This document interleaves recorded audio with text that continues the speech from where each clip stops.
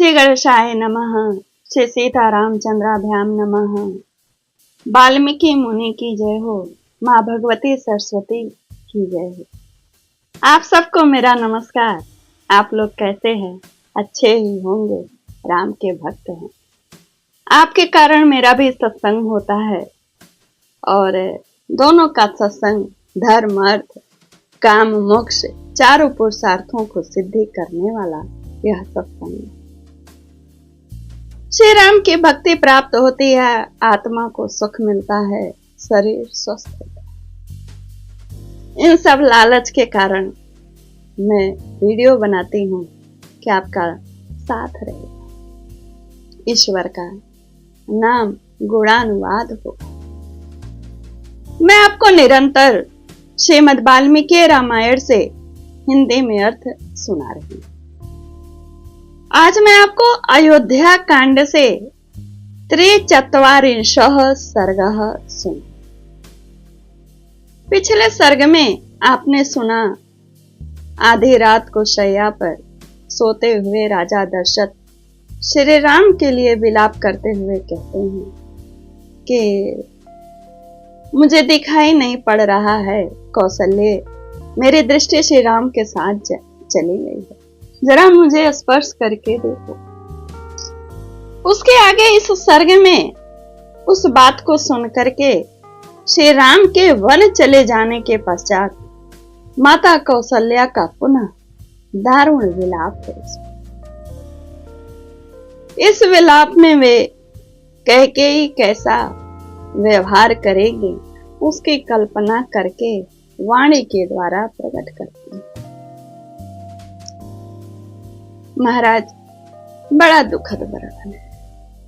शैया पर पड़े हुए राजा को पुत्र शोक से व्याकुल देख पुत्र के ही शोक से पीड़ित हुई कौशल्या ने उन महाराज से कहा, नरश्रेष्ठ, श्री राम पर अपना विष उड़ेल कर कैकेयी उसी तरह इस महल में विचरेगी जैसे सर्प अपना केचुल निकाल करके विचरण करता है। घर में सर्प रहता है तो डसने का बार बार भय लगा रहता है, वैसे ही इस कैकेयी से हम लोगों को हमेशा डर बना रहेगा। महारानी कौशल्या वन जाने की पीड़ा से इतनी पीड़ित हैं कि कहती हैं अपने पुत्र के लिए कि अगर कैकेयी ने वन के जगह भिक्षा मांगने को भी मांगा होता कि श्री राम भिक्षा मांग मांग करके रहें तो भी मुझे वह स्वीकार था, लेकिन अपने से अलग होना श्री राम का मुझे नहीं स्वीकार है, क्योंकि मुझे वे दिखते तो श्री राम का दर्शन होता तो रहता। श्री राम के वनवास के वरदान तो कैकेयी ने मुझे दुख देने के लिए ही मांगा है। कैकेयी ने अपनी इच्छा के अनुसार श्री राम को उनके स्थान से भ्रष्ट करके वैसा ही किया है जैसे किसी अग्निहोत्र पर्व में देवता को दिए जाने वाले भाग को राक्षस को अर्पित कर दिया जाए। गजराज के समान मंद गति से चलने वाले महाबाहु धनुर्धर श्री राम इस समय अपने पत्नी सहित भ्राता लक्ष्मण के सहित वन में प्रवेश कर रहे होंगे। सोच रहे हैं, कहते हैं, महाराज, जिन्होंने जीवन में कभी दुख नहीं देखे उन श्री राम लक्ष्मण और सीता को आपने कैकेयी की बातों में आकर वन में भेजा। अब उन बेचारों की वनवास के कष्ट भोगने के सिवा और क्या अवस्था होगी। रत्न तुल्य उत्तम वस्तुओं से वंचित वे तीनों तरुण सुख रूप फल भोगने के समय घर से निकाल दिए गए। अब वे बेचारे फल मूल का भोजन करके कैसे रह सकेंगे? क्या अब फिर मेरे शोक को नष्ट करने वाला वह शुभ समय आएगा जब मैं सीता और लक्ष्मण के साथ वन से लौटे हुए श्री राम को देखूं। अब इसी कल्पना में विलाप करेंगे कि वो आएंगे तो कैसे लोग उनका स्वागत करें। कहते हैं कब वह शुभ समय अवसर प्राप्त होगा जबकि वीर श्री राम और लक्ष्मण वन से लौट आएंगे।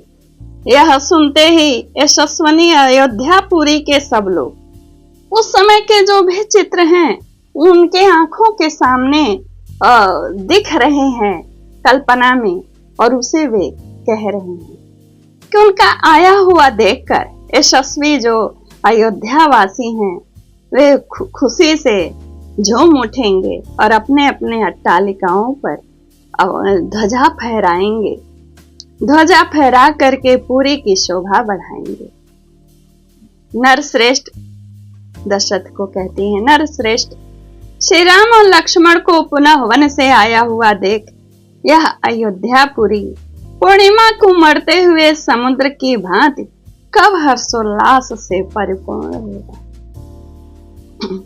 जैसे सांड गाय को आगे करके चलता है उसी प्रकार कब श्री राम रथ पर सीता को आगे करके अयोध्यापुरी में कब प्रवेश करेंगे। कब यहाँ के सहस्त्रों मनुष्यपुरी में प्रवेश करते हुए राजमार्ग पर चलते हुए मेरे दोनों पुत्र और बहुओं के ऊपर लावा की वर्षा करेंगे, यानी खील धान का जो भुजा होता है। कहते हैं उत्तम आयुधम खड्ग लिए शिखर युक्त पर्वत के समान प्रतीत होने वाले श्री राम और लक्ष्मण सुंदर कुंडलों से अलंकृत हो कब वे अयोध्यापुरी में प्रवेश करेंगे और कब मेरे नेत्र उन्हें समक्ष देखेंगे। कब ब्राह्मणों की कन्याएं हर्ष पूर्वक उन पर फूल अर्पण करेंगी जब वे अयोध्यापुरी में प्रवेश करेंगे। कब उनकी फूल अर्पित करते हुए परिक्रमा करेंगे। कब ज्ञान में बढ़े चढ़े और अवस्था में देवताओं के समान तेजस्वी श्री राम उत्तम वर्षा की भांति जन समुदाय का लालन करते हुए यहाँ पधारेंगे। कब वीर कहते हैं राजा दशरथ को, वीर इसमें संदेह नहीं है कि मैंने पूर्व जन्म में कोई पाप न किया, जरूर कोई पाप किया है, और ऐसा पाप जैसे मैंने गाय के स्तन से बछड़ा जब दूध पीने गया होगा तभी मैंने गाय के स्तन को काट दिया होगा, तभी मुझे यह पाप मिला, यह दारुण दुख। कहते हैं पुरुष सिंह जैसे किसी सिंह ने छोटे से बछड़े वाली वत्सला गौ को बलपूर्वक बछड़े से अलग कर दिया हो, उसी प्रकार कैकेयी रूपी यह सिंहनी मुझे अपने श्री राम से अलग कर दी। जो उत्तम गुणों से युक्त और संपूर्ण शास्त्रों में प्रवीण हैं, उन अपने पुत्र श्री राम के बिना मैं इकलौती बेटे वाली मां जीवित नहीं रह सकती। अब प्यारे पुत्र श्री राम और महाबली लक्ष्मण को देखे बिना मुझे जीवित रहने की कुछ भी शक्ति नहीं है। जैसे ग्रीष्म ऋतु में उत्कृष्ट प्रभाव वाले भगवान सूर्य अपने किरणों द्वारा इस पृथ्वी को अधिक ताप देते हैं, उसी प्रकार यह पुत्र शोक जनित महान अहित कारक अग्नि आज मुझे जलाए दे रही है। और यह रानी कौशल्या का विलाप रूपी सर्ग यहीं पर पूर्ण होता है। इत्याशे श्रीमद् रामायणे वाल्मीकि आदि काव्ये अयोध्या कांडे 43 सर्गः यहीं पूर्ण होता है। महाराज आगे का सर्ग है जो थोड़ा अच्छा लगेगा सुनने में, जब सुमित्रा माता कौशल्या को ढांढस बधाएंगी और उनके शब्द इतने सुंदर रहेंगे कि एक ऊर्जा का संचार होगा। सर्ग को पूरा सुना करिए, लाइक कमेंट शेयर के द्वारा मुझसे जुड़ा करें। आप हैं तभी तो यह सत्संग। नमस्कार, जय श्री कृष्ण।